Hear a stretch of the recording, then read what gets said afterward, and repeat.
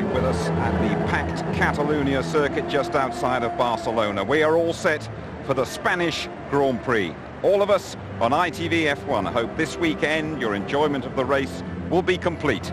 We fully understand your complaints after San Marino. We have done all we can to ensure our normal service is resumed. Let's join Martin Brundle and first of all say good afternoon to James Allen. Thank you very much, Jim. What a fantastic atmosphere here in Barcelona. Formula One fever, Spanish style. 115,000 people crammed into this wonderful stadium. We've got a sky of blue and a sea of blue shirts and caps in the grandstands. Welcome to Alonso country.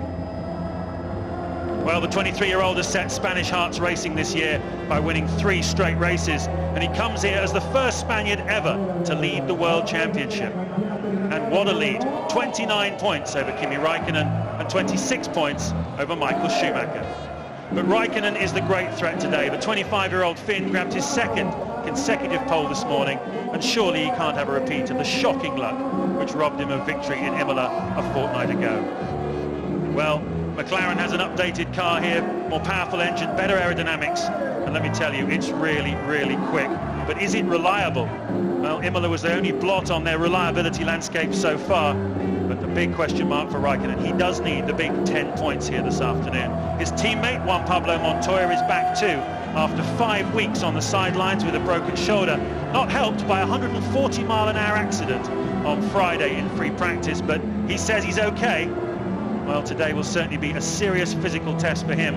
He looks strong at the moment, and crucially, he's qualified in front of Michael Schumacher. They start together on row 4, Montoya 7th, Michael Schumacher 8th on the grid. I believe they have a similar race strategy, and that will certainly be for a fantastic battle between those two, who've had plenty of good battles before in their time. There you can see the grid. Webber there, I suppose, the standout in qualifying. Tremendous effort to get that Williams up onto the front row of the grid. He had all sorts of engine dramas, meant he didn't run at all on Friday, so what a recovery for Mark Webber. Alonso, the danger man. Renault have done a lot of work on their starts, and they now believe they're as good in this system as they were in the old days of launch control. So watch out for Alonso diving up the inside of Webber into the first corner. If those of you remember last year, Trulli in 4th place in the Renault was leading the first lap. So we do get a long run down here to the first corner, and some interesting things can happen at the start. Ferrari, well, they haven't really looked themselves all weekend. Certainly not between the way the different cars use their tyres here today than we've seen all season. And those of you who have been following it all on F1 ITV with us will know that that's saying something, because some of the hot races like Malaysia and Bahrain, we saw a big difference in the way the cars use their tyres. So it's an awful lot of interesting factors going into this Grand Prix, in addition to the wide open competitiveness at the front. What they're doing now is switching off the traction control to spin up the wheels, get some surface temperature into the rear tyres to minimise the wheel spin and use of traction control to get the drive off the line that they need. And there's a Sauber that is crossways. He turned too late into his box. Yeah, strange position. When the lights go off, we'll be racing 66 laps at Barcelona. Begin now. Great start for Raikkonen, and Alonso has passed Webber. He's got him on the run down to turn 1. Someone's gone on the grass. There's a lot of action there. One of the Toyotas, I believe, was involved in that. Look at Fisichella coming down the inside. Webber has been bumped down into 3rd place by one of the 2 Renaults. Raikkonen leads then. Alonso up into 2nd. We've got a Minardi stalled on the start line, and Webber, as we feared, has dropped down into 4th place off the start line. And that's bad news where that Minardi is stalled. It's on the exit of the fast corner, albeit on the inside of the racetrack.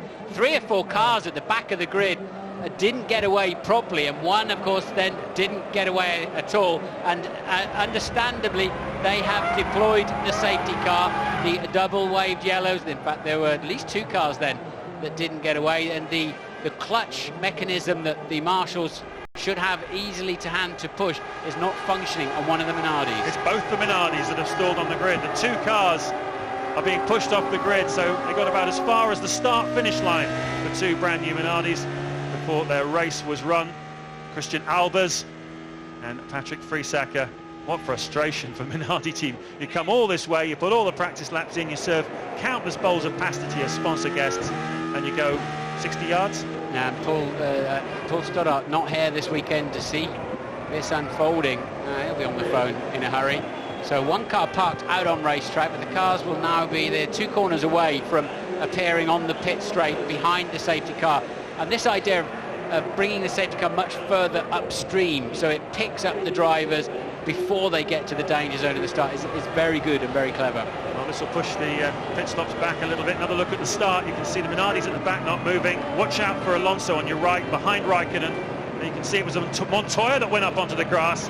There's the two Minardis going nowhere, but you see that dust and flying through the air. It's Montoya. Watch out for him. You see them Sauber out of position. I wouldn't be surprised if Villeneuve, there's a Jordan Toyota at the back as well got away, so I wouldn't be at all surprised if Villeneuve was out of position on the start and may get penalised for that. He turned too late. They stand on the left-hand side, the cleaner side, to keep their tyres as clean as possible, as long as possible, and he turned too late across to the right-hand side. If you think a London taxi's got a good turning lock, well, these are exactly the opposite. They're terrible for any kind of steering lock on a Formula 1 car because of the steering geometry in the fat front tyres.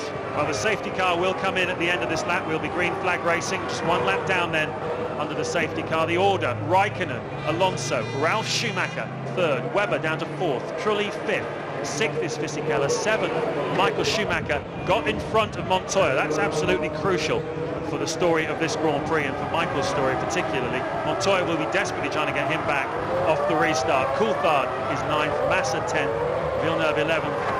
And here it is on board with Alonso. No problem at all out dragging that BMW Williams down the start line. Once again, Williams very poor off the start. It's all about electronics and the clutch mechanism, how the clutch comes in and bites, and weight distribution of the car, the aero, because as soon as you're up to, say, 50 miles an hour, 80 kilometers per hour, the aero is having quite a dramatic effect already, even in those early stages of the acceleration zone down to turn one. And all of those factors come together, and there Heidfeld and Rubens at the back very neatly threading their way through the non-starters. That was amazing. Heidfeld, inches to spare from hitting the back of that Minardi. So Raikkonen bunches them up.